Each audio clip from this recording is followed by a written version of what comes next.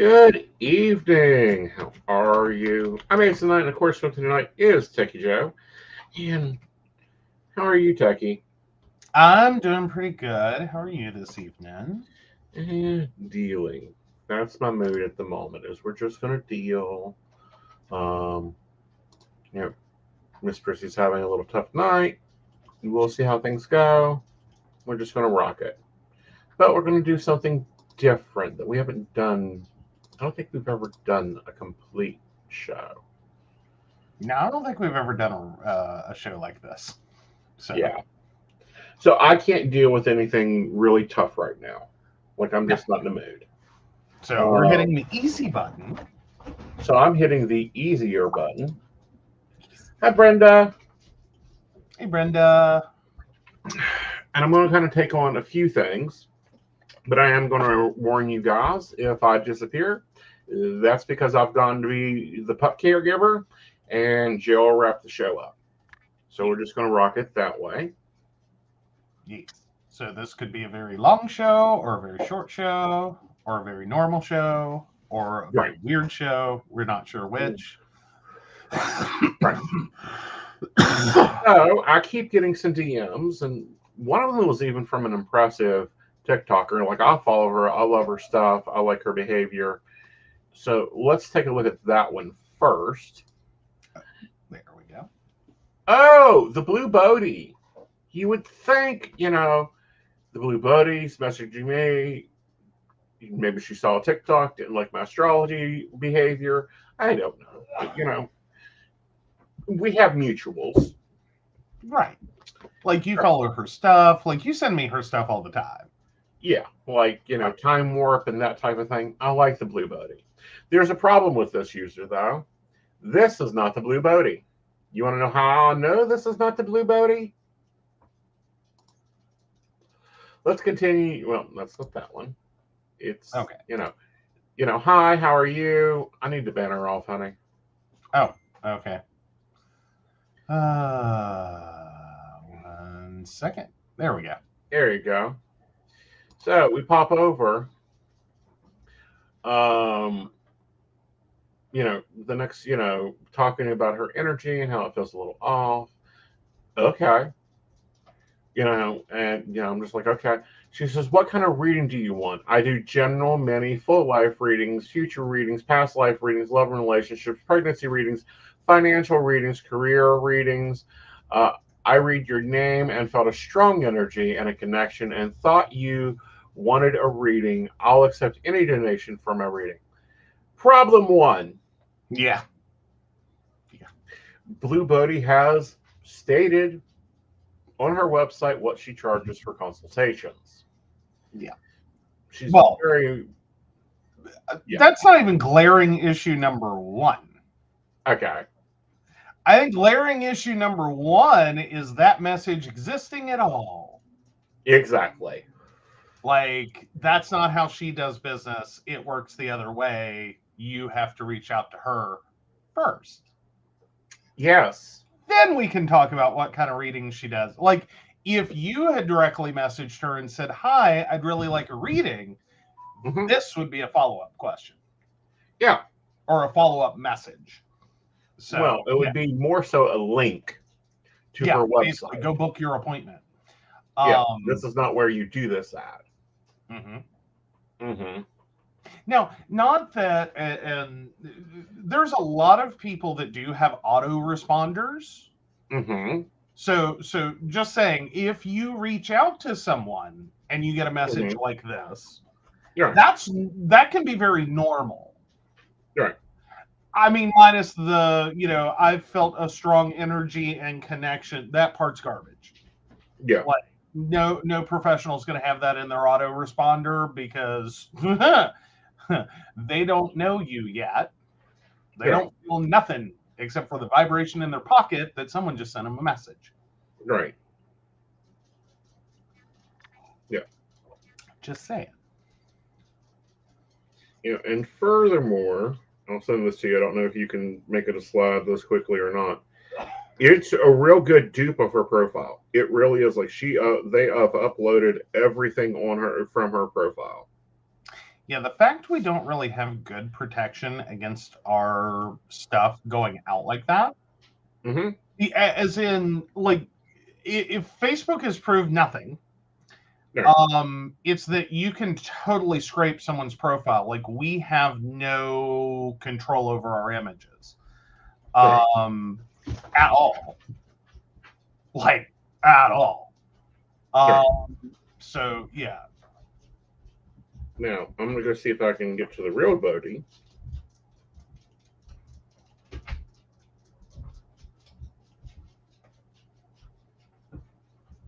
All right, and save. Sorry, it does take just a second. So, alrighty, I'm getting ready to upload that slide now. All right. Huh. I can figure out which one it is. Here it is, I think. Yes. All right. That is the fake profile. Well, let's go ahead and flip to that, and I'll send you the real one. Alrighty. So here's the fake. Yeah. Where it looks like they have literally not only just scraped her image and profile information, maybe, made some minor tweaks, but they've also grabbed at least a crap ton of her videos. Yeah. Like, so everything here says, well, this is her. I mean, here's the problem, though. Granted, this one's far down a road. Yeah. Because there's 9,442 people following. Let's see. So yeah, and then like those numbers are really bass-ackward. Yeah. Like it, and I'm just saying this is sometimes a figure out the scammer profile. Those numbers are bass-ackwards. Right. Typically, your major content creators have far more followers than they're following. Than people they are following. Yeah. Yes. So the fact that this profile is following 9,442 people. That's typically for content creators. That's usually like a 2, maybe 300 number. Like, because realistically, there's only so many people you can follow while being a content creator. Right. And keep up with anything. Yeah, and there's only so many, like, as a human, there's only so many people you can follow before it's like, okay, this is ridiculous. Right. And hello, summer, 25% off. The world's most interesting witch. All right, let's see the real one. Okay, let me get that one up. Sorry. Look, we know we're doing this on the fly, honey. You're doing amazing. Yeah, I'm doing what I can. Yes.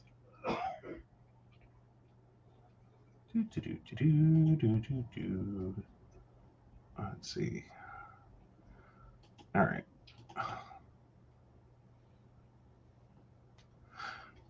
There we go. That looks more normal. Really? She's following that many? Are we sure this is the real one? She's the real deal. And I'll tell you why. You'll see it when it uploads. Okay. 1 second. I'm getting it there.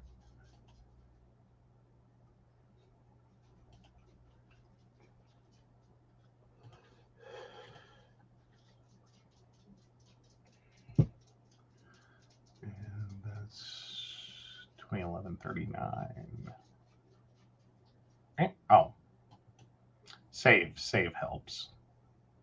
Yeah. Now, we're not putting the Blue Bodhi on blast. We love the Blue Bodhi. Oh, no. Yeah, no, this is not.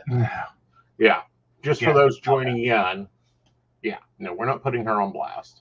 We're putting scammers on blast. So. Yes. All right. So this is the fake. And this is the real. Yeah. I'm more concerned. Like, she's following 3,497 people. But when you look at the followers and the likes, like and look at the quality of the thumbnails. Look at the quality of her pinned post. And guess what? She's going live tomorrow at 9:30 p.m. You can go to her Instagram. You can go to her website. Right there, it tells you where to go get an appointment at. Well, and I think there's other things to highlight here. Okay. Is if you're looking at the username, it does not have random numbers in it. Right. Like, because the other one, it's just to bring that back up real quick. So the scammer one is the Blue Bodhi 7. Mm-hmm. And this is just the Blue Bodhi. Mm-hmm. And then you'll also see down in the middle is, her link tree. Again, the Blue Bodhi. The screen names match. Right. And her website link. Right. Again, all the same thing. Now, there are content creators who have had to abandon profiles or been forced out of profiles that do have like 2 or a backup or a something. And that's a real struggle for those creators. So I don't want to automatically assume that every screen name with a number in it is bad. Right. But typically, it's a fairly safe bet. If you're dealing with ones that have numbers, you should be concerned as to whether that's the actual person or not. Right. And this is why I have stopped a lot of content creation in general. Is because of this. Yeah. And I do love that the very top of her profile is, then this is the real one, I will never message you for a reading. Right. Yeah. Hi. Thank you. Yeah. All right, so let's go over to the first slide. I had a little fun with this one. This one person followed me, commented on my videos, was very active on my profile. Okay. This one? Yeah. Oh, yeah. So there's a message that got cut off here. Sorry. I didn't catch that. So there's an initial, what is that, a hey? Yeah, they say hey. Yeah, they waved. Uh-huh. Well, it's probably good we cut off the top of this one because it has their screen name, and I don't like. Yeah. So, yeah, you replied after they waved. Uh-huh. Hi. Like I do normally. Like, what do you want? Hey, what's up? Yeah. So, yeah, they say, how are you doing? Actually, I was directed to you by my spiritual insight. I read your name and felt a strong connection with my universe because it was revealed to me that you need spiritual guidance concerning your life. All I need for your reading is your date of birth or zodiac sign. I hate scammers that don't do your damn research. Has deck will tarot. Like, really? You couldn't figure it out from his profile? Yeah, this is lazy scammers. Oh, come on, dudes. Yeah. Like, too bad. All right, let's hit the next one. I'm throwing this one out there.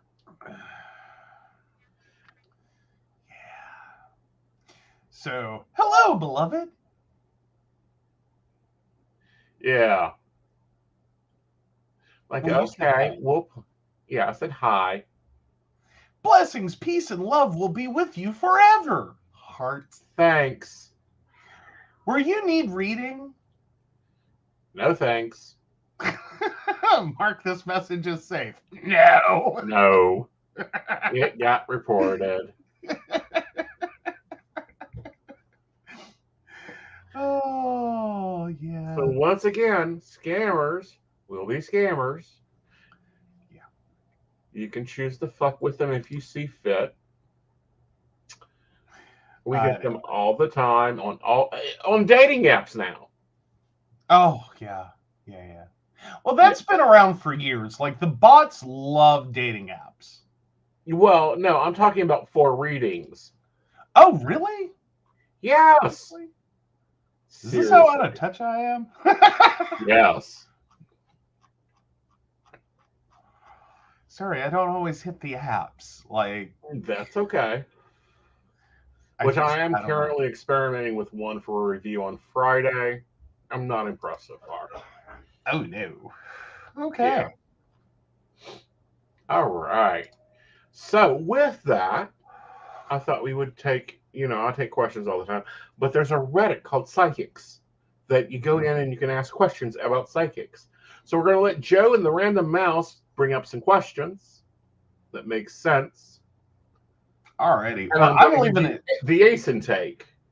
Okay, well, I'm leaving it in hot mode for this. So why do some people get better readings than others? I've gotten a few readings from people throughout the years. I always left thinking to myself, what the heck were they talking about? Nothing seemed relevant at all, not even by a stretch. The last 2 times I got a reading, it was with friends, and they got spot on, accurate readings, and I did not. The last time in particular, the same woman read my sister, and it was insane how accurate she was. When she did my reading, she said a bunch of things that made no sense and were completely irrelevant. Is there a reason why I can't be read? I tried opening up and definitely felt more optimistic, especially after hearing about my sister's reading, but I feel like I'm blocked off. Also, if I am blocked off, I wish a psychic medium would have the integrity to tell me so. I wouldn't waste my money.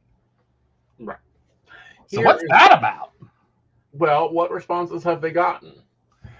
Oh, I didn't click in.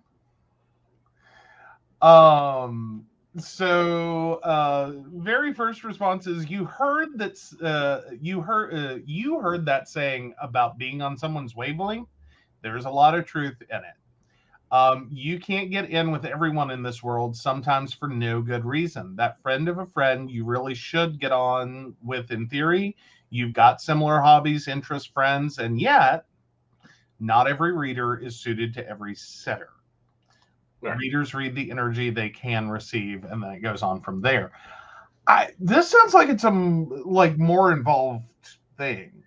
It is. Like you have like 1 or 2, I don't know what the hell that was, readings. That's normal. Like 1 or 2 readers can't read you. Okay, that happens. But when someone's connecting, like you're literally watching them, you see they are spot on accurate with someone else. Mm-hmm. And I'll just put it out there. Sometimes you run into people that are air quote readers. They have a deck of cards and they went to an event. Right. And for whatever value that has. Right. My opinion is you're not open to it. You're going in there wanting the experience your sister had, the experience your friends had, instead of going in there and laying it out. When they're doing a reading, you need to be open to it. You need to give the back and forth communication. Because it's like if I pop into Google right now how to get to Morgantown, it's got 7 different options for me. Mm-hmm. I can choose which one I want. Same thing there. If something doesn't make sense, why aren't you talking back to the psychic?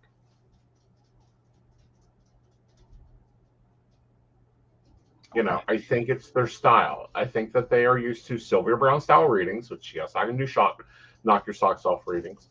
But I have to have at least a little bit of intel there. Okay. Now, someone else said as a response, you have unfinished business from previous lives that are bleeding into this one? Bullshit. Okay. So, yeah. They also brought up you've had inexperienced readers. Right. Okay. Right. Sorry, I was trying to see if there are any other interesting responses. Right. Do you also think it's possible that this is someone lacking self-awareness? I think it's someone that's not familiar with the process. Okay. Well, I mean, because I think there are some people that and again, I'm asking a question, not like Right. making a statement per se. But I'm talking about in general life that like you Mhm. run into people that are just, they can point out everyone else's flaws and say Right. everyone else's shit. But then Right. when someone tries to talk to them and tell them about what's going on with them, they're Right. like, no, I don't do that. I've never. Right.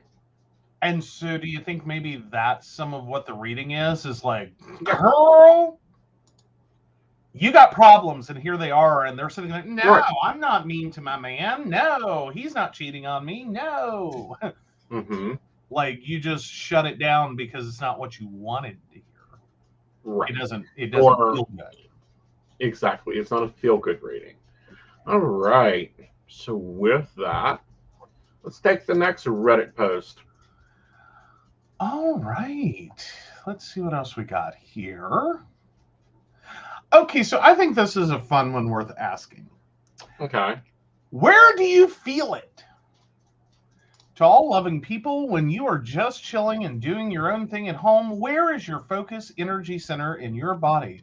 What area do you focus on to build and feel a vibe, if you will?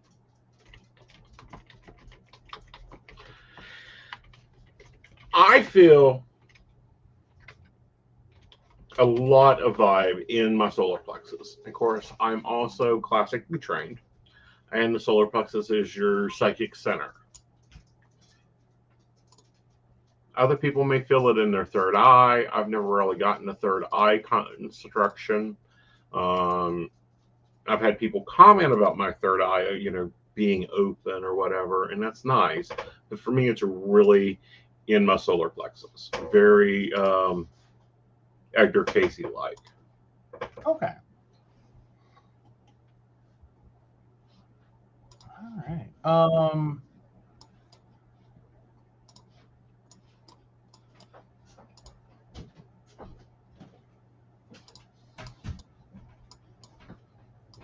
Ooh, knowing what I shouldn't know and attracting strangers.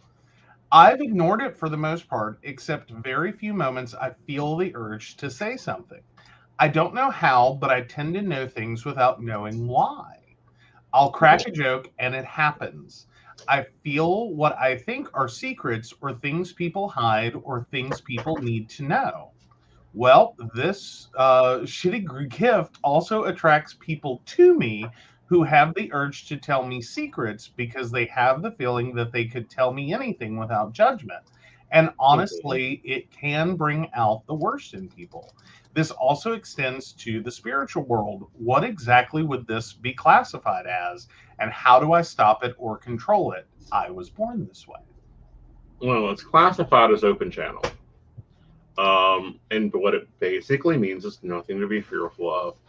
Open channel means that you basically are like a radio on scan, and you will pick up anything and everything um, that occurs.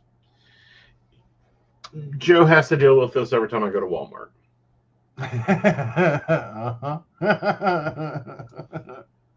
Which sometimes just the look on your face says everything. Right. Like, nope, don't want to know. Yep. Like, Really aren't whatever it interested, is. dude. Yep. Like, not today, not today, not today, not today, not today. Yep. Did not need that visual. Right. Or, they start talking to me.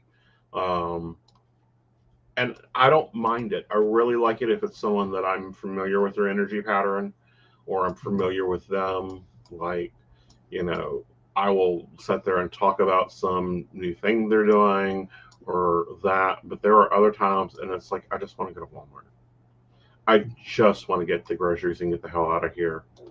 Or I just want to go to Kroger's, or I just want to, but people will take more notice if I'm more open energy, more open direct than when I'm not.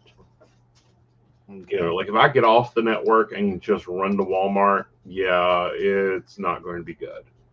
Like there's some prep up that goes on in my psyche there. Okay.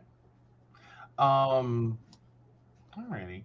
So now, are there people that just walk up and tell you random things, though, that it's just like, oh my God?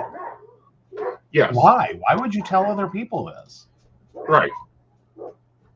You know, the stuff I know about people and get told just outright, like I don't know. I've never understood if it's the priesthood or what, but it's just like everyone tells me everything. Can I ask? Bad, and different. Can I ask what the most like insane one was? Like the one where it's like, Jesus Christ, I'm trying to like go to Walmart and you told me this? Like, what made you think? Guy hooking up with somebody at Walmart, and it's like, dude, I don't care what you do in the parking lot. I didn't need to know that. Oh wow. All right. Yeah. Brenda says the weird life stories of strangers. I've heard some weird stories. Mm-hmm. Or, you know, that's not my kid, but I raised them as my kid. Okay, that's cute. A lot of strangers need to know your paternity test. Yeah, really. Yeah. Oh. Okay, now here's one I think might be fun. Intuition versus intrusive thoughts. Okay. I know there are some posts about this topic, but I haven't seen any that pertain to my exact situation. I want to preface this by saying that I do have major anxiety and OCD. I work with a therapist and take anxiety medication. I have had scary intuitive thoughts that come true in the past. I've also had 2 psychics tell me I am intuitive. Example 1, my dad was perfectly healthy 50-year-old. I suddenly started thinking he was going to have a heart attack. I thought it every day for weeks. At the end of those few weeks, he went into cardiac arrest and was in a coma for a month. Freak thing from lifting too much at his job. Example 2, my brother was 32, very young. I kept thinking that he had heart problems. I told him to stop drinking caffeine. He was like, what the fuck? Then he had a palpitation episode a week or so later and had to go to the ER. They told him to stop drinking caffeine and put him on medication. Example 3, I live far away from my family. Randomly one day when I was brushing my teeth, I looked in the mirror and thought, fuck, I don't want to have to fly home, but I know I have to. I wasn't sure why. The next day, they told me my nephew was clinging to life in the ICU and I should come to say goodbye. He ended up surviving. Mm-hmm. So, how does one separate intrusive thought and intuition? Well, one is focus versus unfocus. Okay. Okay, and if you can focus your thoughts, if you can focus your ideas, if you can focus what you want, you're not going to get psychic information. You know, not normally. Unless it's like red alert, red alert, red alert, you're going to wreck the car. You know, your guides are going to leave you alone. Mm-hmm. However,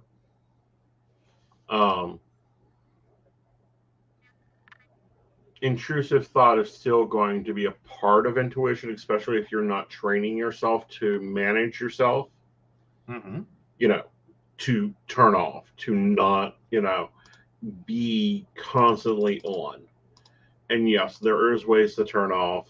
My best recommendation is go soak in a river, but that's just me. Yeah. I think I can also add a little bit there, because I think you are more like you're used to like intuition at a level that it is intrusive. Like, right. Leave me the fuck alone. Like, thank you very much. Didn't need to know that. Versus intrusive thoughts. And I think I see those startling difference between them. Okay. Everything I don't know, she or he, everything that they are talking about is a thought about someone else. Right. Which, unless you're dealing with paranoia, it's a thought about someone else, so it's not an intrusive thought. Right. Like, if you have intrusive thoughts, those are usually things like, I like, if you do this, you could die. If you do this, you could, like, whatever. And it's like, I don't want to think that. Why Right. am I thinking that? I've had that as an unfortunate side effect of a medication before. Mm-hmm. And I will tell you right now, it'll make you feel crazy. Mm-hmm. The intrusive thoughts will. Because like the ones that I was stuck with, it was Allegra D, I think it was. I ended up having to call my doctor and I said, please don't put me on a psych hold. I said, because I know that these are like, I don't want to do any of these things, but like, I'm just sitting randomly in my living room thinking about different ways to kill myself. And he's like, okay. He said, I have to ask other questions, right? And I'm like, yeah. I get that part. I said, I'm not depressed. I'm just sitting here and I can't focus on a single thing because I keep getting slammed with this. And he's like, okay, let me call you back. And so he's like, are you okay? Like, can you go in an emergency room if you like seriously start to form intent? And I'm like, yeah, sure. And so he called me back and he's like, yeah, we're going to discontinue that med. That's a really rare side effect. Well, of course. Like I was like, how long was your doctor? I mean, he should have gotten out off of the first prescription of Z-Pak. I gotta say, I actually did like he was a PA technically. And I did actually like him, but he had to learn everything the hard way with me. Yeah. It was just like he was so resistant to, like, I tried to tell him things and he just wouldn't listen. It's like, and then we would experience it and he'd be like, seriously? And it's like, yeah, dude. Like, I don't say this crap just to be annoying. Right. Like, I'm not crazy. Like, but no, he took me off the med, and it, like, a couple of days later, totally that symptom went away. But that was my experience with intrusive thoughts, is like apropos of nothing. Which I see the connection there, intrusive versus intuitive. But all of them were like related to me. Right. Was my experience with like really intrusive thoughts was they were all about me and like self-harm and things that could hurt me, and like it was very selfish, like self-centered. Versus like not a single one of them I had were about other people and their situation. Right. So I don't know if that's technically a hallmark of intrusive thoughts. I don't know. I mean, because but I also have what I call the radio, the AM radio, which is this constant wave of information that's kind of like a very bad AM radio. But that's the reason, like, the more human activity there is, the louder the TV needs to be for me to sleep, that type of thing, which is, I guess, different. All right. So what's next?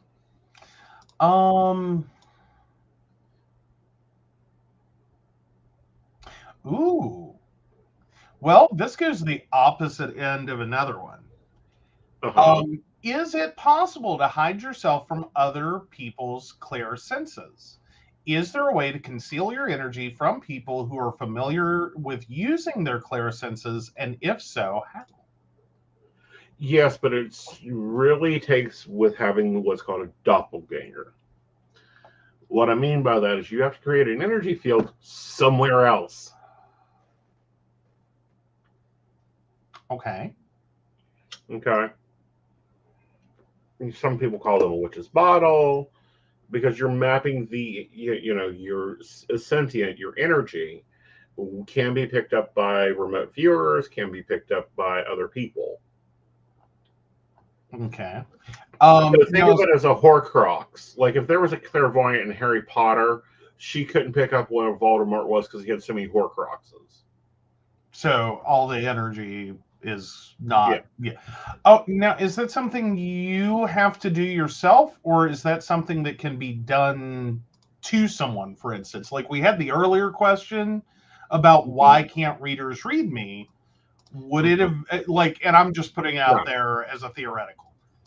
Right. Most likely no. Like okay. Very no. You have to actually create that, breathe life into it yourself. Okay. Okay, I was just curious because it's like, well, if you can do this, then could you have done that to someone? Right. But no. All right.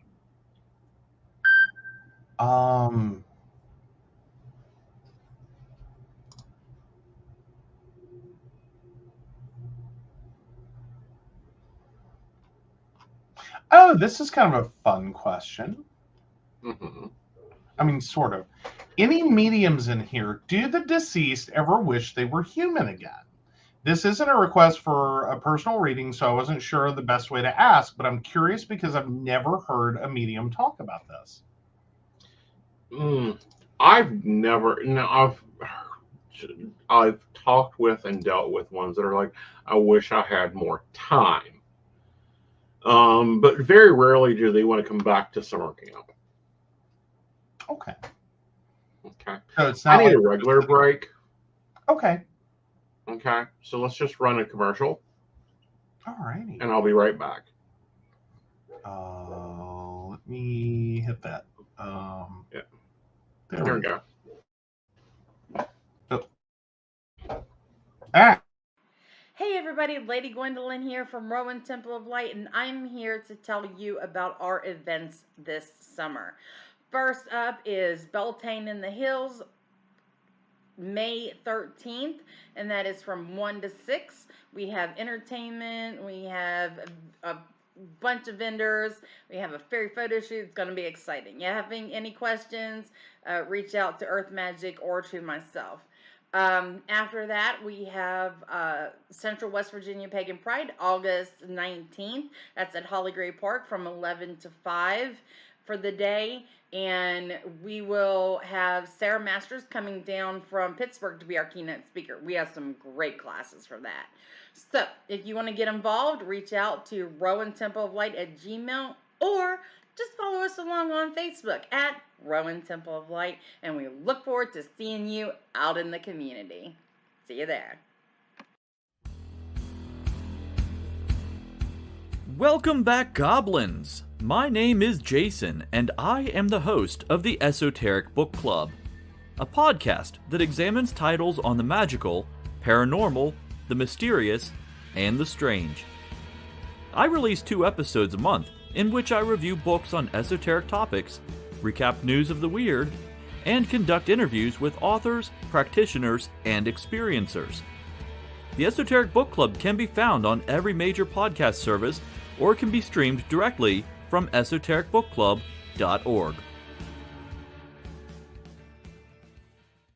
Hi, I'm Ace Knight. I provide tarot readings covering everything from love and relationships to your life questions and your most spiritual answers.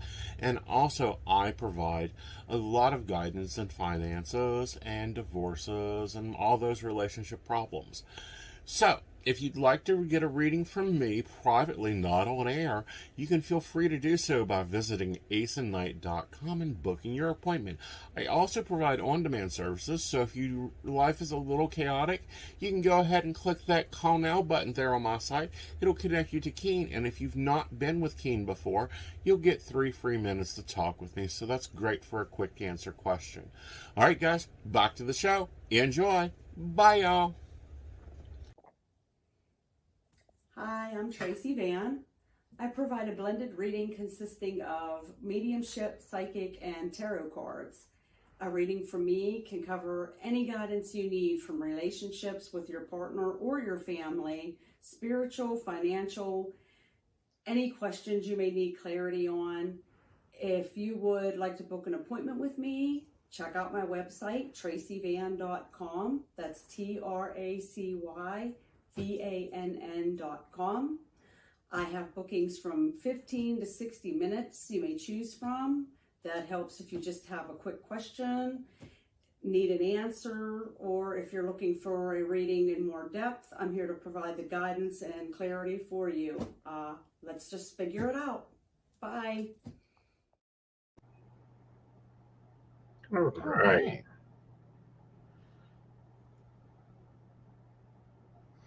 Let's go to this double-minded. Oh.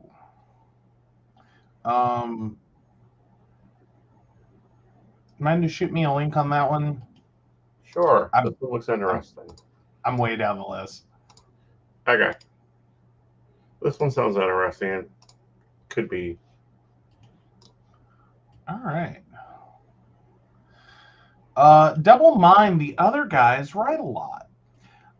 Today I went to mow the second half of my grandma's lawn. Yesterday I brought home some gas cans to fill. So on the way back there today, I needed to stop at the gas station. There is one station I knew I would pass a few minutes before her house, but as I was nearing it, I heard in my head, "Don't go there." I ignored the voice because it can get annoying to have conflicting thoughts in time-sensitive moments.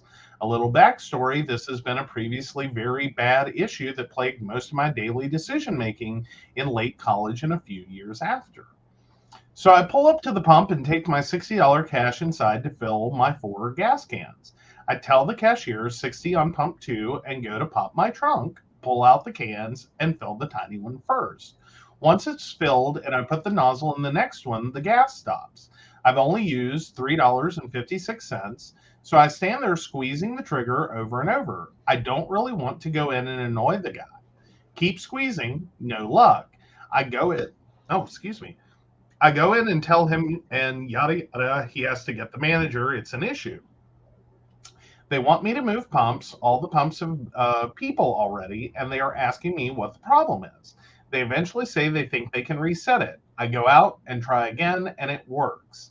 It took almost 5 minutes longer than it should have, but I was okay with that. What bothers me, though, is how many times that voice is right 3 seconds about things. This was just today, but the voice has won me $100 in trivia, told me my burrito is ready 3 seconds before the restaurant buzzer went off, told me where to go to get free food.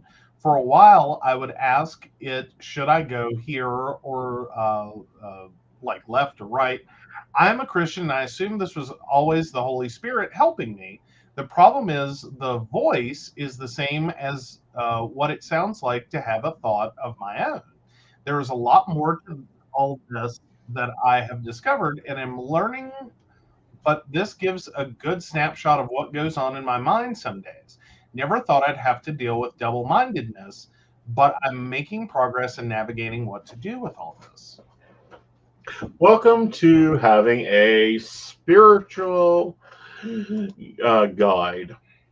Okay. So I think this guy's first problem, like probably chief on his list, does this inherently separate oneself from Christianity? No. Or is this more of like the experience that people do talk about as spirit moved me? Right. Okay. That's the colloquial way of saying your spirit guide said, don't go there. Yeah, don't do this. That's the nice psychic version. Spirit led me to go here. So that's problem one. Is no, it doesn't separate you from your religion. It actually fits very much into your religion, aka guardian angels. You know, we could look at David in his dreamscape, you know, which technically saved his life with the lion. There's a lot of biblical passage about spirit guides, angels, whatever you want to call them. Okay. So technically this is a what typically you would refer to and others kind of in the more spiritual realm would refer to as a spirit guide. If you're in Christianity, it's just spirit moved you. I don't know, like, because I'm kind of reading some of these, and I'm like, as in the examples he gave, and like, I'm kind of there on where he's at with the, gas station. As like, that was weird. You know what I mean? Like, why am I having this thought? Like, just go.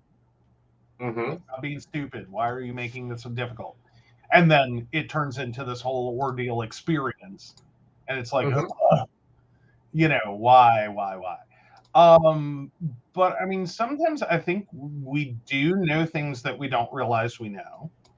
Like $100 in trivia. Like sometimes we just randomly know crap. And sometimes your guide will hand you the answer because he is enjoying the game too. Well, not only that, but he enjoys the game. They enjoy the trivia. Okay, like, can we just stop this painting them holier than thou, floating on white carpets all day, directing us poor, pitiful humans throughout our life? Wait a second. Are you telling me that David needs a trivia night? No, I'm telling you that he enjoys games of chance a lot more than I do. Okay, so he needs bingo. Sure. As long as he can choose the card. Slot machines? Better. He likes scratch off lottery tickets. He's normally really good at picking out which one's got the winners. Oh, Lord. Okay, so now we know how to make money with David. All right, got it. Dad learned this. He would always go, is it a good day to buy lottery tickets? Not really, but fine. Let's go see if there's anything on the table. The thought of it sounding like your own voice, it does to begin with. And then the more you work with it, the more it's like, no, that's not my voice. It's kind of like, listen, and I'm sure Brenda's got a family member like this. You don't know who answered the phone, the dad or the brother or the mom or the daughter. You have to go, who am I talking to? That's what occurs. It's your brain's interpretation of the sound, and then it becomes this longer conversation of, the pitch is a little higher, the pitch is a little lower. Sometimes there's words that are used like economical, and I don't use that word commonly. Okay. So it literally is a thought put into your head. It literally it's just not like from yourself. It wasn't self-generated. Right, but it's more so, it's like having a conversation with you inside my head without the verbal communication. Okay. Yeah. So, okay. So you were talking about, like, it kind of, like, if you really focus on it, you can tell, like, different pitches and things like that. Right. Different patterns, different speech patterns. And then, you begin getting used to them. Okay. Yeah. Like, all right, we're doing this today. Don't know why, but here we go. Here we go. Yeah. Yeah. All right. Or, okay, no, we're not going to eat there. How many times have I looked at you and said, let's go eat here? And then 3 minutes later, it's like, no, let's go somewhere else. Yeah, I gotta say that's one of the more annoying ones. Mm-hmm. Like, no offense, but that's one of the more annoying ones. Yeah. Like, guys, you gotta understand. Like, we will leave this house having decided where we are going. And it is very clear and very, like, it is cemented in. And we will pull into their parking lot. And he'll look at me and like, I don't want to eat here. Then why did we drive here? Right. Why? Why did we drive here? Yeah. And every time we go in, they're out of everything. Yeah. Yeah. The waitress, would do better at a call center. Mm-hmm. The food is terrible. It's always a bad experience. Well, as a side note, if you would just tell me that, Right. Like, see, you didn't bring up the rest of it. It's like we pulled in the parking lot and David went, ha ha! Kidding. Don't go there. Right. If you told me that, I would like, okay. But what I normally get is, no, we don't want to eat here. What do you mean you don't want to eat here? You just said, like, we left the house. You said this is where we were going to eat. What? Well, fine, we can go on in. Well, And then you're right. I know what situations you're talking about. If you had told me that,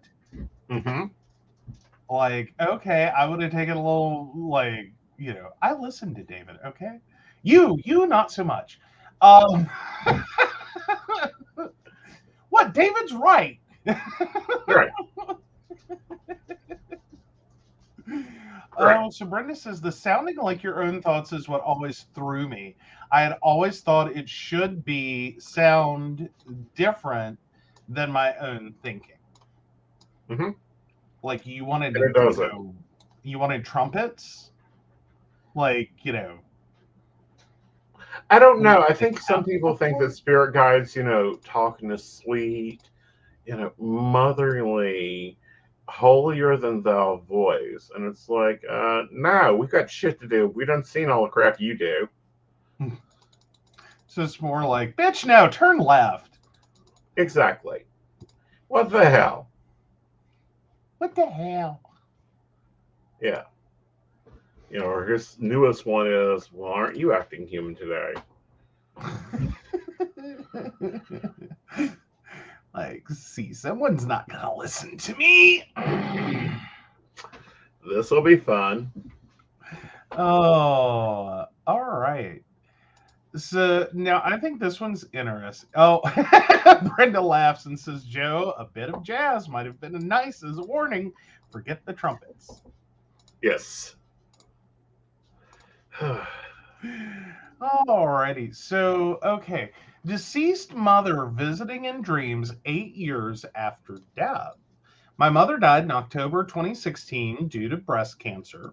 We had a love-hate relationship. Lots of screaming, arguing. But we loved one another.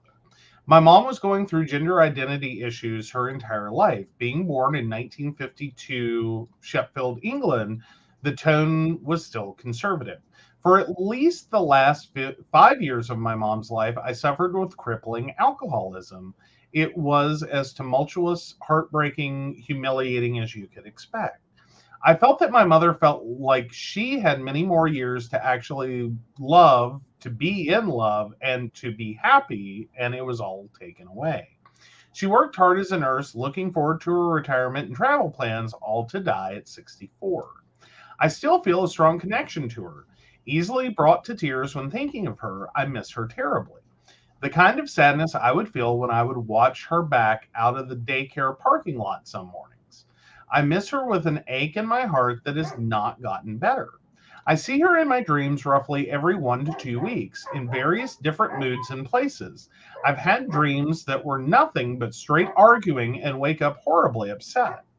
Dreams we are walking in her yard, dreams where she's bullying me, dreams where she tells me that my father is the one that is actually dead, dreams where she ignores or runs away from me. 8 years of this.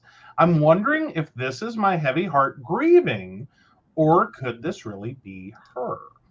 I am a sensitive and have had a keen interest in the paranormal my whole life, an interest sparked by my mother. I also believe I have this thing when I can sense a spirit that has come into my surroundings. This has only happened a few times and was never pleasant.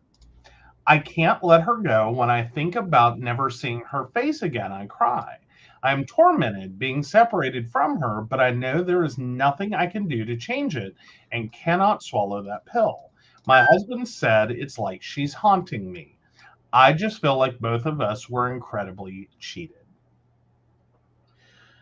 Yes and no. Okay. All right. One, she's visiting you on the regular. Okay. Most likely she's still very involved in your life. And that happens with psychics and sensitives and mediums. A lot with mediums more so than just your average psychics. But, like Dad, he's still very much involved. in our life. He has been dead a decade. The man has no more joy in his world than to come and aggravate us or help us out. Like, when Anna decided to wrangle the pen. Yes. Y'all searched everywhere. We searched everywhere. And finally I was like, all right, Dad, where is it? And it magically pops up like, here it is, doofies. Hey, he has a job. Find the lost shit. Yeah. Well, not only that, but we know when he's upset, there isn't a lighter to be had in his house, no matter how many packs of lighters I buy at the store. You will not be able to find the lighter in his house. And then all of a sudden, whenever you fix whatever he's upset about, there's duplicates and triplicates and more lighters than I've ever bought. Lighters we knew we threw away because they were dead.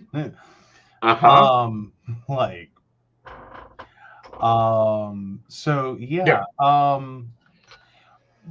But now, do you think here's the I think maybe might be the important question. Because we hear people talk about this, and I can't say that I haven't had the experience of dreaming about my mother, who passed away like 23 years ago. Is it that the dreams are the actual communication, or is it that you sense the presence of them in your life, and then that sparks a dream that is built off of your memories, or like? No, the dream is the actual communication. Okay. Yeah. Like when Thelma visits you, Thelma visits you. She's visiting the house. There's always a weird smell of different scents, and I'm like, oh, who's here? And it's like, oh, Thelma's checking on Joe. That's fine. And then I know you're going to probably go to sleep within the next 4 hours. Okay. Alrighty. So here's the question though. Because I think this post in particular brings up like a lot of people talk about, interacting with deceased relatives in dreams and how those dreams led them to, do something, find something, change careers, blah, blah, blah, blah. And typically they're talked about in really positive experiences. That even if there's a fight, it's, to help me decide to do something that I should do. Right. This doesn't sound like that. No, this is just her continuing her relationship with her mother. Okay. So effectively, no matter which way it goes, it is just a continuation of the relationship. Some parents are shittier than others. Well, no, shittier than others, more, controversial than others, running away from her. She may have been trying to get her to go somewhere. So it's like, fine, chase me. But the question is, what are you running after? Why are you feeling like you need to chase after something that you don't see there? You have to break it down in that, because Aquarian, they're using Dreamscape. Dreamscape is, what we make out of it. Some dreamscapes are lovely. Some dreamscapes is, maybe next time. Can we pick a beach to meet at? Do we really have to meet on Main Street, Oak Hill, and talk about how you're settling in? That type of thing. Okay. Or,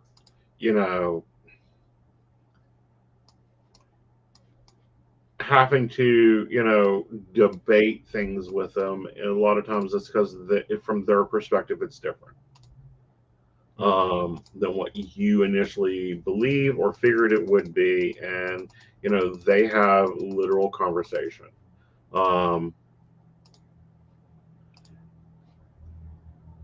And yeah, literal conversation occurs with you, with them. Well, okay, now here's the other part of it. This is starting to sound like like OP's sitting at a crossroads between I like seeing my mother and it's comforting, and this has gotten to be more of a problem than a help. Well, and I think that is where OP's misusing the opportunity. Okay. You know, if her mother was alive, what would they be doing?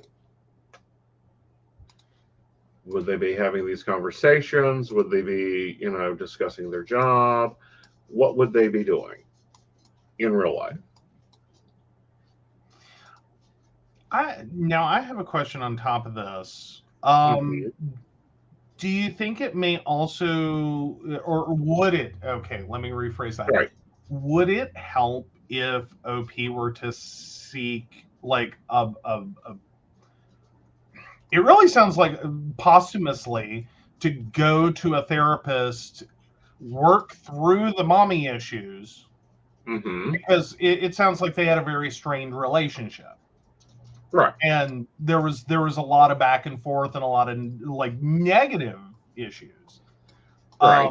Would it be beneficial for OP to start some therapy and work through the mommy issues? And would that translate? Like, I know you're not fixing your dead mother. Like, that's your dead mother's not going to therapy with you exactly. But would it help change her relationship to her mother so she could feel more empowered in when she's talking to her mother? Yes. And they don't just butt heads all day long. Well, right. On, you know, different issues. Right. And I think that it would. I think that but you're going to have to find a therapist that understands that mom comes and visits you all the time. You know, and that, you know, this is just part of life, and we're going to accept that this is life. And these are the issues we need to work out. Yeah. Well, I mean, it's not like it's an intrusive thought telling you to go do something horrible. It's not like... Right. It's, in instances, annoying, but it's not, like, particularly a problematic experience. Right. Like, it's not harmful per se. It's stressful. Right. In instances of these dreams, but it's not inherently harmful. It's not like a psychotic break. So right. I would think most therapists could be like, okay, we can use that. Right. Like, you know, but let's take and break this apart for a moment, because we need to kind of discuss those. Example, the last time Dad and me sat down and had coffee, we were moving furniture in the house. And he brought up the fact that we don't need a big living room. No one ever comes over. Why do you need all this space? Okay. Why don't you move your office in there? And you can put cabinets back here, and, you know, and then we put cabinets in the back room for storage and all that. That's a normal dream with Dad. Or, you know, when he first got all stuff over, the first time, I swear the man tried to run me to death. Probably within 3 weeks. I had a dream with him, and we were walking down. Huh? He had a honeydew list from hell, huh? No, he didn't have a honeydew list. Oh. In the dream, we walked Main Street of Oak Hill, and he was talking about he got over there and how nice they were, and how, you know, he got a shower done, and, you know, oh, and they give me all these clothes, and look at this, or I can wear this, and, you know, he was just kind of showing off. But I know that he's not living. You know, about a week after we had the renegotiation, he had a conversation with me about, you know, blah, blah, blah, blah, blah. You really have got to start, you know, listening to him, talking with him. And I'm like, Dad, he's done. I'm done. He's done. Leave us alone. And, he, you know, but it's an actual conversation. But that's cognitive dreaming. Realizing you're in a dream and then interacting with the dream. Which what it sounds like there is, you know, her and her mom are still having the same life. Well, and it sounds like there's some carryover from life into dream where this is all out of control. Mhm. Like, as in she or they, she or he, whatever OP is or identifies as. It sounds like you're still stuck in this like place of guilt, bad child, fuck up, whatever, Mhm. whatever. Where you're feeling really powerless and not realizing that like, hi, a lot Right. of things changed. Right. Like you're still arguing like the person that you were, Mhm. and I like, I don't know. It kind of sounds like you feel like you're getting treated like the person that you were. Right. So either you haven't changed a whole lot in 8 years, which I find hard to believe because it sounds like you have, Mhm. but it kind of sounds like you're not been able to relay that information because you're stuck arguing like, she died yesterday. Right. And so you're kind of like, But hi, there's the okay. other side of that. Yeah. And, the other side of that is a lot of times we get stuck with where people are. Okay. We remember where they are. We remember, their scent, their smell, their behavior. And we get stuck in that mentality of that as that's who they are on the other side. And it's like, not always. Okay. Sometimes they go change. Sometimes they grow. Sometimes, they're different. And it's kind of like, I think, in my opinion, granted, I just have two to come visit me. That, and I'm going to use you for an example because I'm sorry, honey, I know your case is easier. Okay. Like very much in life, Velma may come and visit you and be a different Velma than visiting one of your other siblings. And it was because of the relationship between you and her, and you and the sibling. It may be different conversations. It may be different midpoints of conversations. Okay. I guess I'm backing. I should back up and say, can that relationship grow and change as you do? Like, because I'm sitting here feeling like this relationship stuck, and I'm not saying that it's because exactly. I mean, one version of it is your deceased mother in your dream doesn't know what the hell's going on. And so they're still acting like 8 years ago was yesterday. And so you're still this, stupid alcoholic who's making all these horrible decisions. And oh my God, will you quit fucking up your life? Versus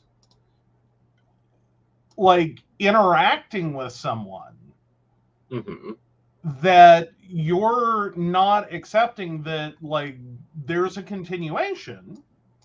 Right.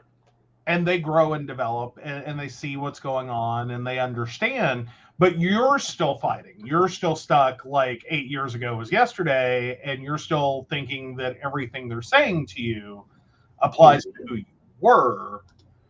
Right. And not like this is not the same thing. Exactly. And that's what I'm saying. Okay. Is that, if they're visiting, which, I feel they are in my belief system, the dead visit when they want to. If you can get past, but you're dead, then you're going to have a much more better visit. You're going to be, they're going to be able to get updated on your life, talk about your life, talk about the changes in your life. But if you're still at, but you're dead, then you're going to go right through those issues. But you didn't leave me the car. Weirdest arguments people get into that I've been patients for. Well, yeah, and if 8 years you're arguing over like who got left what in the will, yeah, like again, I think you need to go to therapy and get over it. Like, right. I don't know any nice way to say that. If 8 years on you're still arguing with your deceased relative over their will, you need to go get some therapy to walk you through that and come to your own terms with it. That happened, and it's ancient history now. There's no undoing it. Why are you still mad about this? Right. But they're still going to have that argument. Okay? Because even though it's ancient history, time doesn't exist on the other side. True. So 8 years or 5 days or 4 hours, it's all the same to them. Mm-hmm. But what does exist on the other side, however, is meeting you at where you're at to perceive them. Meaning, if you perceive your spirit guide as a purple-eared hippo, mm-hmm. then they're going to show up as a purple-eared hippo. Okay? If you still think your mom is sitting at the coffee table, smoking cigarettes off a silver tray, and debating Jeopardy questions with you, well, she's going to still sit there and debate Jeopardy questions with you. They're just going to be really weird, aren't they? Like, that seems oddly specific. You know, like, Joe, what is... This is a really weird episode of Jeopardy. Seems very targeted. Right. Yeah, no, I could get that.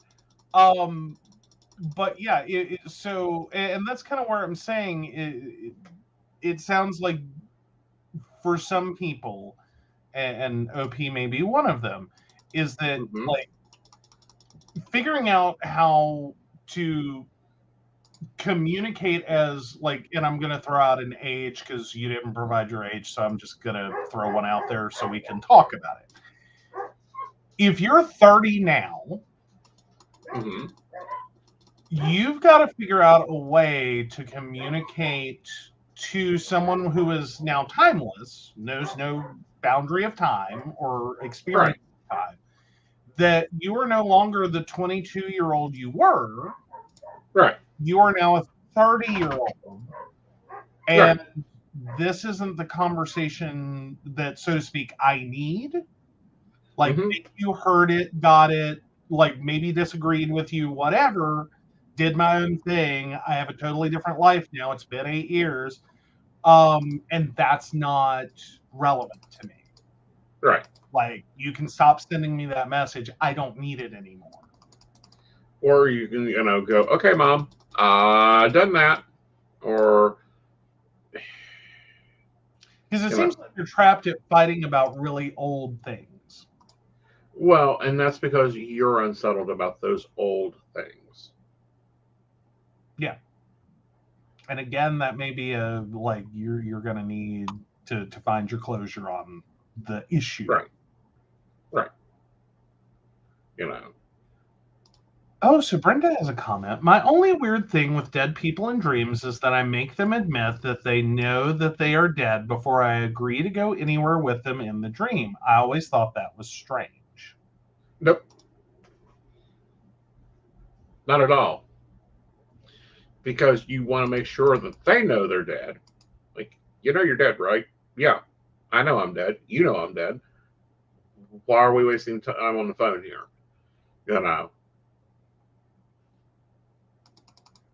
But no, that is not strange. That's very realistic. I know some people will even test what I call test question in the dream. Okay. Like, what type of tobacco are you smoking? Well, cherry, of course. Okay. And that comes from that fear of A, it being your own brain, B, the belief that we've been taught notice I said taught, that there's tricksters come in our dreams. Mm-hmm. I don't think it's accurate, but a lot of people were taught that, so I could see that occurring.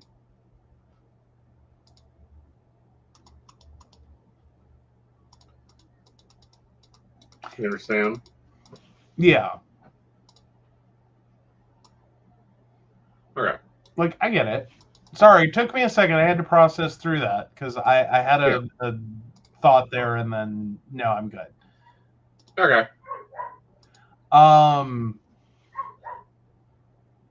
Ooh, this might be a fun one. Okay. Can recurrent dreams, nightmares, possibly be linked to a past life? I have a few recurring dreams which are very specific and not at all related to my present life. I'm wondering if they could be a past life memory.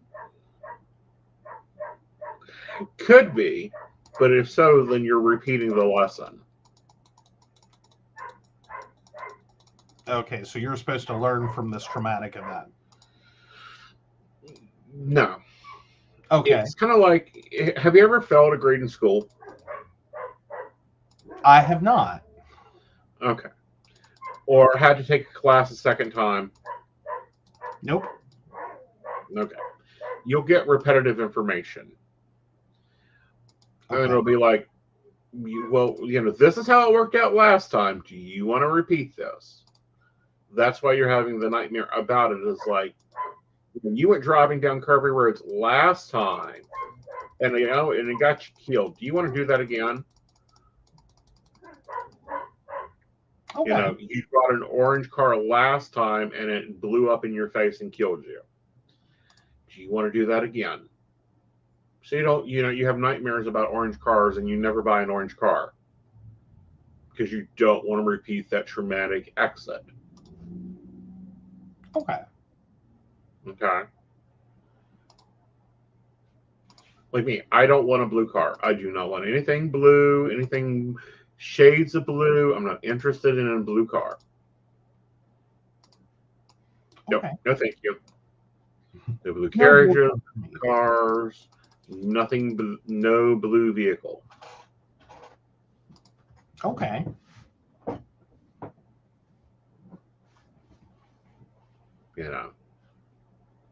But that's why I think we have a lot of nightmares that are connected to past lives. It's because we're trying to remember the information we stored so that we don't repeat that again.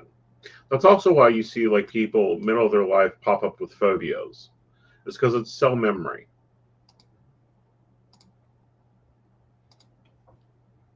Okay. Is that like at this certain phase of their life, some horrible event occurring? Right. Well, and that's like what I'm saying is, because that would be like death.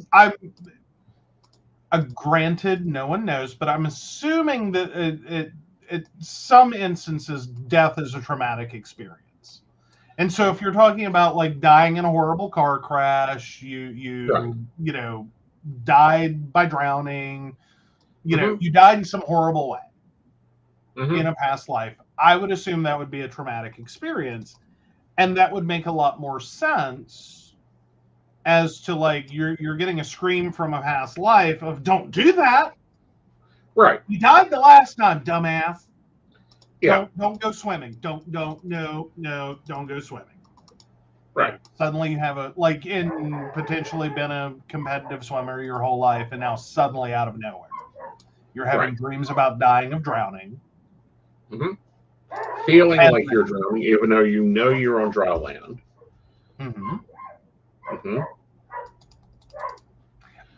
Now, is that necessarily? Because I know, like you're saying that, like you have no desire to own a blue car, don't want a blue car. Thanks, no blue car for me. I'm good. Right. No. Yeah. Now, I like the scenario I just set up. You've been a lifelong swimmer. You've been swimming. You are not going to drown. But now you're having the scream from a past life, is what I'm going to call it. It's a scream from a past life. Don't do that. This is how you die. Do you tried to like go, look, I'm a lifelong swimmer. Okay, I'm good. Well, Or that's when listen you gotta outlive the map. Okay. So basically, pay attention to it while it's occurring because there might be a thing. Right. And then hope that it's going to shut down. Right. In like what, a couple of weeks, couple of months, couple of years? Like I'd give it a year normally. I mean, because what I call cell memory normally activates when an event happens, and it's normally right after the year. Okay. All right. Do we want to do one more, or? Yeah, let's do one. Well, let's do one more. Let's do one more, and then we'll do our normal Reddits. All right. So this looks like an interesting one. Psychic gifts and antidepressants. I have never felt very intuitive, which can absolutely be attributed to not believing in anything for most of my life, not meditating, etc. However, I have also been on SSRIs for almost all of my life, and I was curious if anyone finds that being on these medications tampers with these abilities. Just curious to see what your opinions are. Very much so. No, we don't do them. Okay. Breaking it down, it's extrasensory perception, meaning you're using another sense. Psychotropics, you don't do that. Mm-hmm. Antidepressants, uppers or downers, will affect it. It's like we're very conscious of any medication I take on what its effect can be on the brain and its sensory deprivation of the brain, because everything you take in affects your body. So antidepressants, as a working psychic, don't be doing them until you learn to adapt over them. Okay. So, and I was about to ask the question, so is there like a moment every time you start a new medication where it's like, okay, let's see how this fucks with me and what I hear and how I interact, and like does this make the message stronger or weaker, or am I like, where are my abilities at with this? Right. What do I have to do to compensate? Right. What do I have to do? Do I have to do more meditation? Do I have to do more yoga? Do I have to just not take that medicine if I'm going to read? Mm-hmm. Until you get, because you used to bitch at me all the time. It's like, nope, not taking my medicine this morning. I've got a show to go do. And we're talking physical show. I'll take it when I get done with the show until I adapted over it, because it's going to hamper anything. And it's, and then listening to your body, listening to that connection. It's like, I think there are some schizophrenics out there that have true psychic talents. However, and I'm just talking to the ones that hear voices, not the ones that actually get the really creepy crap, I think they need to be trained. Controversial opinion, I know. Well, no, it's not. I don't even know that's a truly controversial opinion. Now, advising people to go off their meds, that's the controversial opinion in that, typically. Right. And it's like, no, don't try this at home. Right. But there are a lot of things that have been labeled mental illness. Mm-hmm. That were not. Mm-hmm. Pissed off women in the 50s who would like to have their own goddamn bank account and access to their own money and some fucking rights were labeled as hysterical. Mm-hmm. No, hysteria is not a mental illness. It's called high. Aretha Franklin got it right. RESPECT. Respect. Yeah. Just a little bit when you get home. I don't know that it's inherently controversial to think that if someone's going through the process of an awakening, Mm-hmm. that it couldn't also feel like it is a complete mental breakdown. Right. That, you know, and there was a question I skipped over was, you know, I had a psychic tell me that you know, when I received my gifts, I would know. What does that mean? And I kind of skipped over that one, but it kind of applies here too. Is like, oh, Okay. you'll know. Yeah, you'll know. I don't think anyone has a moment with that where they're like, could it be? It's like, oh, hell no, I'm fucking crazy over here. What the hell? Has got to. It seems to be like the most common refrain people have when it's like, no, I went through a spiritual awakening. You know, my gifts came in. Or, you know, or, oh, what is that saying? That one. Like, it's not a cute brown envelope that arrives discreetly in your mailbox of like, here are your gifts. No, but I'm trying to think of that one coach. Brene Brown. Brene Brown. Spiritual break. What does she say? Her TED Talk. People started calling her TED Talk. It about drove her like up a wall. Well, because what she said in her slide was that her therapist called it a spiritual awakening, and then she had on a slide mental breakdown with a line through it, and then spiritual awakening. And yeah, so yeah, no, she got driven crazy by vulnerability, Ted. Yeah. But yeah, no, and then it was the one group that called themselves the Breakdown Babes. Right.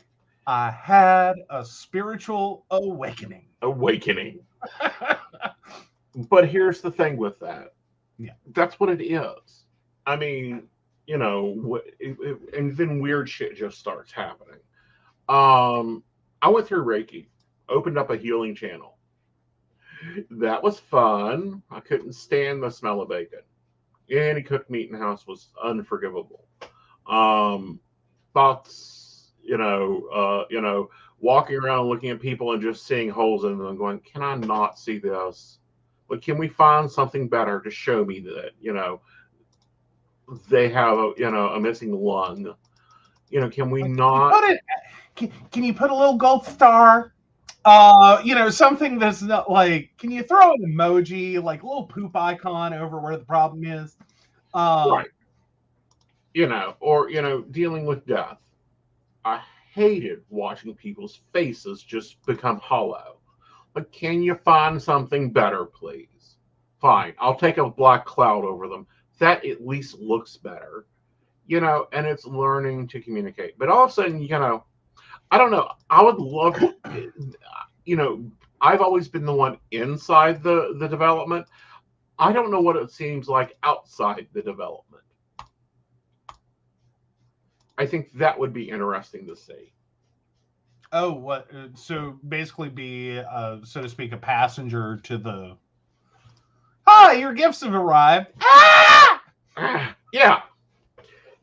You know, because again, it's not a little plain brown envelope that's like, here's your gifts. It's sort of like when you get drunk and go on Amazon, and then all of a sudden, and this is based on like other people I've talked to, I haven't had the experience, but from what other people have said, it's sort of like getting drunk and going on Amazon and not knowing that you went on Amazon. And then all of a sudden, like you hear the doorbell, you open the door, and there's like a 6-foot pile of boxes, and it's like, what did I do? What? Oh God, how much is this going to cost? Oh, what have I done? Versus the it's not a cute little like, here's your gift. Like you're getting a graduation card with money in it. It's a apparently far more explosive arrival, and not in a like Ed McMahon with a check kind of way. more in the you got drunk and ordered a lot of crap on Amazon and forgot about it. And then all of a sudden, oh God, coming to reality that like, oh, what all did I do? Like, what did drunk me do? And how bad is this? Or is it good? Or is it okay? Or is it, you had a bunch of gift cards that you forgot about? Like, what is this? Because I would imagine if drunk me, who typically can't do anything, but if drunk me were to go onto Amazon and order a bunch of stuff, I would probably have a breakdown at my front door. Like, oh God, what have I done? What is this? What? Oh no, someone please get me a caregiver. Because I don't need to be left alone, apparently, would be my thought. So with all that said, so it looks like Asen has had to step away to help take care of the dog. I think what I'm going to do is just, since we were at this point anyway, we will go ahead and quickly get through the Am I the Asshole? There won't be a poll. So am I the asshole for using my mom's death in an argument with my dad? When I was 11, I'm 17 male now. My mom died in a crash. I was at school when it happened, so I didn't know. My dad saw her in the hospital before she died. When I got home from school, my dad told me that my mom was going on a work trip and that she wouldn't be back for a couple of weeks. I remember really missing her, and when 2 weeks was almost up, I was really excited for her to come home, and I was talking to my dad about how excited I was, and he never told me she wasn't coming back. After 2 weeks was up, he told me her flight was delayed and she'd be home in a few days. Eventually, after a lot of waiting for her, he told me that she was dead. It took him 3 weeks to tell me. I'm still angry at him for not telling me. I try not to because I don't know, maybe it was the grief or something, but him not telling me for so long really screwed me up, and I found it really hard to trust him again. A few days ago, we got into an argument because he found out I have a boyfriend and I didn't tell him. He said, quote, "It's really important to tell each other big things, otherwise how can we trust each other?" I mentioned how he didn't tell me about my mom dying for 3 weeks, and I think that's a pretty big thing to keep from your son. He said I was out of order saying that, and he's told a few family members, and they all agree. And they keep texting me, telling me to apologize, and telling me how selfish and disrespectful I am. Am I the asshole? Oh. I'm going to go with everyone's shitty here. But I really want to say you're the asshole. Hiding, everyone should hear.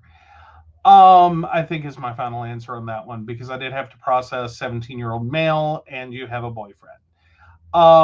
So I'm gonna go with you weren't really sure about how coming out was gonna go with him. Meanwhile, when your father was dealing with your mother's death and trying to figure out how to tell you, I think you drew a good parallel. But I do have to say that in both cases, this was really shitty. And that you guys need some therapy. Some counseling there to learn how to talk to each other. Because that was a low blow to bring that up. That was a horrible way to deal with the passing of your mother and telling you about it. So, how are we doing? Yeah, we're doing. Okay. All right. So yeah. So I did Am I the Asshole? All right. And I'm going with everyone's shitty here. Okay. Well, I heard bits of it. From Okay. what I understand, the situation is father did not say that mother died. Waited 3 Oh, weeks, okay. kept telling her kept saying she was on a trip, that her flight was delayed, and then 3 weeks after she passed, Right. finally told him Sorry. that she had died. Yeah. Everyone's shitty here. Yeah.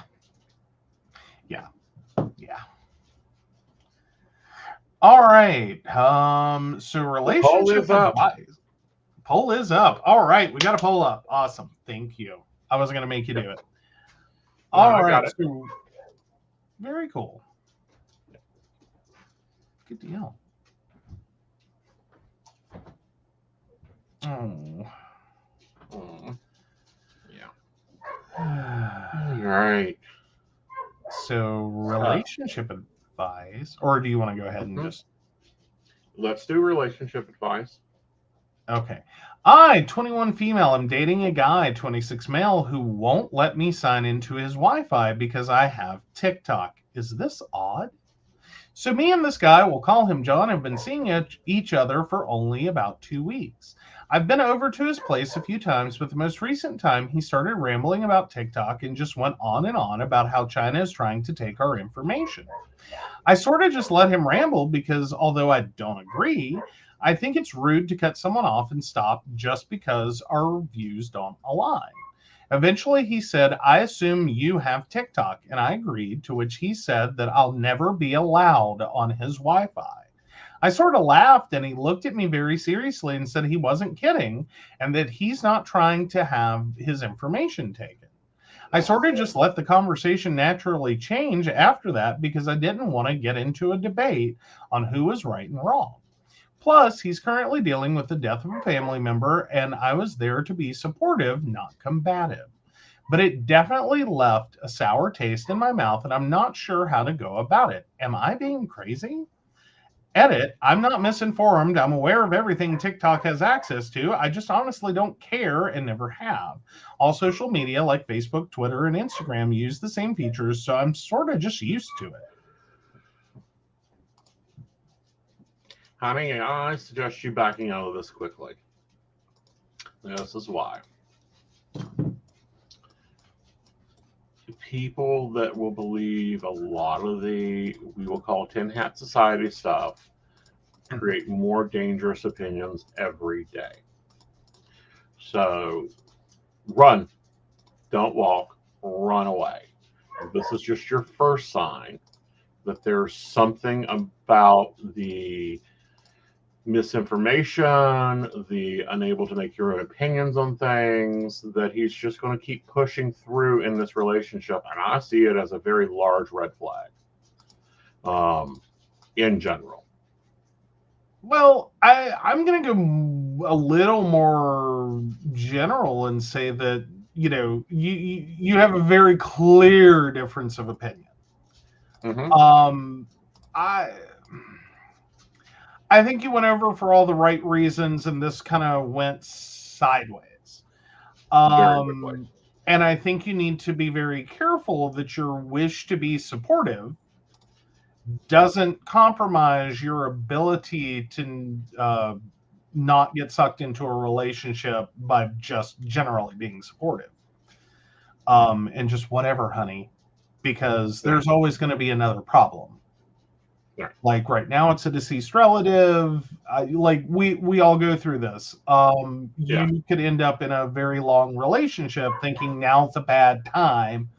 And, well, he's stressed at work, and well, he's this, he's that, he's this other thing. I don't necessarily agree that it's rude necessarily to cut someone off and argue with them. I don't think you need to do that. But I do think you need to pay very close attention to when you have totally different values. And that never works well in a relationship. Like, you're gonna stay butting heads on that. Like, that's a pretty big difference in values and thoughts and opinions. Right. So So My take on that one. my take on it is run. Don't walk, run. Yes. That we agree on. Right. Ta-da. All right. Well, let's go take a look at the poll. The poll is unanimous. Everyone is shitty. I'm not the asshole. Awesome. Yep. That's what we learned. All right. Yes. All right, guys. Well, it's been a great evening. I will be back Thursday with Coffee and Tea with Lady Gwendolyn. And we'll be talking about what's in our cup. And that can be a little bit of everything. With that, Joe, go ahead and take it away. All right. So, of course, we want to thank Beverly Walker, Mika G, Kathy, Mary Winfield, Brenda, Shannon C, Shannon D, Lady Gwendolyn, Charles Shaw, Tracy Van, Caitlin Bell, and Devin. If you'd like to learn more about us, the show, or how you too can become Patreon sponsors and receive all the wonderful benefits our baristas receive, please visit us at pcspnetwork.com. Yes. And with that, guys, you have a great night. Bye, y'all. Bye-bye.